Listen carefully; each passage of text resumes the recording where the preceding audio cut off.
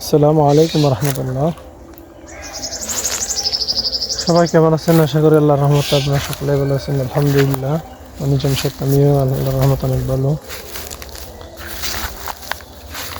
আজকাল দেখি মানুষের হায়াত এরকম করে চলে যাচ্ছে যে একটা শুক্রবার আসতেছে, অর্থাৎ জুমাবার আসতেছে, মনে হয় এই গেল, এই গতকালকে গেল শুক্রবার, জুমাবার, আজকে আবার চলে আসছে। আমাদের হায়াত এরকম করে চলে যাচ্ছে। মানে এগুলো হচ্ছে কিয়ামতের আলামত। কিয়ামতের আলামতের মধ্যে একটা হচ্ছে বছর যাবে, মানে এক মাস পার হতে যতদিন সময় লাগে একটা বছর, সেরকম এক মাসের সময়ের মধ্যে একটা বছর চলে যাবে, কিন্তু লাগবে যে এই বছর শেষ হলো। আর একটা মাস চলে যাবে একটা সপ্তাহের মতো, আর একটা কি সপ্তাহ যাবে একদিনের মতো। এগুলো হচ্ছে আসলে রাসূল সাল্লাল্লাহু আলাইহি ওয়াসাল্লাম 1400 বছর আগে যে কথাগুলো আমাদেরকে বলে গেছেন, যে আলামতগুলো, সেগুলাই এখন প্রকাশ পাচ্ছে। সেজন্য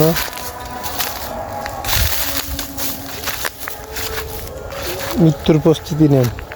মৃত্যুর প্রস্তুতি যারা নিচ্ছে তারাই দেখবেন এই দুনিয়াতে সুখী, আর কেউ সুখী না। আপনার টাকা পয়সা আছে কিন্তু আপনার সুখ নাই, সুখ থাকবেন।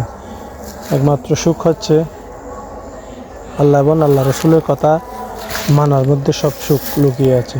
সেজন্য যতটুকু পারেন, যত সাধ্য, আগে নিজের ইমান ঠিক করেন। ইমান আমল ঠিক করলে দুনিয়ার সকল সুখ শান্তি আল্লাহ এবং আল্লাহ রসুলের কথা মানার মধ্যে। এই দুনিয়াতে দেখেন বড় বড় ধনী ধনী মানুষ, কিন্তু তাদের টাকার অভাব নেই, কিন্তু তারা মনে করছে কি টাকার মধ্যে সুখ। তারা কিন্তু সুখে নেই, রাতের বেলা ঘুমাতে পারে না, কারণ টাকার টেনশন। এই টাকাগুলা কী করবে? সে ব্যক্তি মরে গেলে আর সে জীবিত অবস্থায় তো এরকম এতগুলো টাকা খাওয়া সম্ভব না। সেজন্য এখন টাকা পয়সা ইনকাম করার পর সে ব্যক্তি টেনশন করতেছে, তার টেনশন আরও বেড়ে গেছে। শুধু এই টাকা তিনি কী করবেন? সে ব্যক্তি মরে যাওয়ার পর তার ছেলে সন্তানরা তার জন্য কি করবে এই টাকা দিয়ে?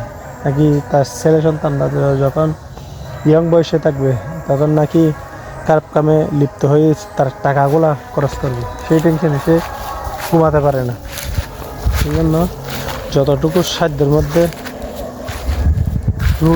রুটি রোজগার করে, হালাল রুটি রোজগার করে আপনি জীবন পার করার চেষ্টা করেন। এখানে আল্লাহ তাআলা বরকত দিবে। আর এই দুনিয়াটা তো সুখের জায়গা না। আল্লাহ রাসূল সাল্লাল্লাহু আলাইহি ওয়াসাল্লাম বলছেন, দুনিয়া হচ্ছে মুমিনদের জন্য কয়খানা, আর মুনাফিকদের জন্য বেহেশতখানা।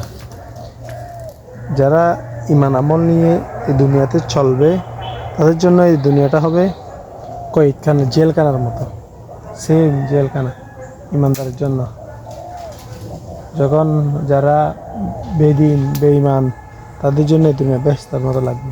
সেজন্য যারা একটু ইমানের সহিত আছে তাদের একটু কষ্ট বেশি হবে, এটা মেনে নিতে হবে। সেজন্য আল্লাহ তাআলা আমাকে এবং আপনাকে সহিহ রাস্তাত, হেদায়েতের রাস্তাত আমল নামাজ করার তৌফিক দান করুক। আমিন।